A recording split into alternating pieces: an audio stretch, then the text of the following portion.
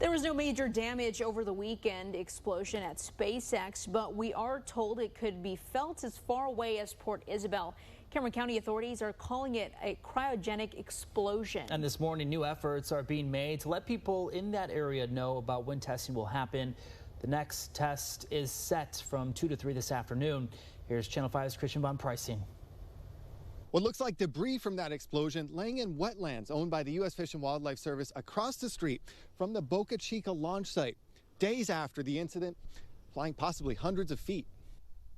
Thursday night, the debris is still here, stuck in the wet mud flats, the skyline of South Padre Island and Port Isabel in the distance. The blast nearly a week ago felt miles away in those cities too. The house just jumped and we heard the explosion. It was like a big boom. Two very loud booms around 10 at night, 2 hours before the scheduled test, shaking homes in Boca Chica and Port Isabel. We had, doors that were taken off the track, sliding doors forced open, items fell off the shelf at Walmart. Some of our police officers said their ears popped. The blast reported by county authorities, a cryogenic explosion. Fuels used in rockets are supercooled into liquids. Sudden changes in temperatures can be catastrophic. You get temperatures going up, and there is a leak with this material, and the containers could explode.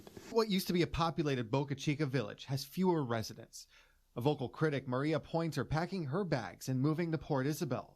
I thought, what the heck's going on here in Port Isabel? I just got away from all that stuff with SpaceX, and there it was, SpaceX. Louder than it had ever been before. The city manager of Port Isabel saying he wants to see more clear advisories to the community of when tests will happen, saying the city will now start putting out notices on its website and social media. The county taking additional steps too. If this were to recur, that we would have public information, accurate public information.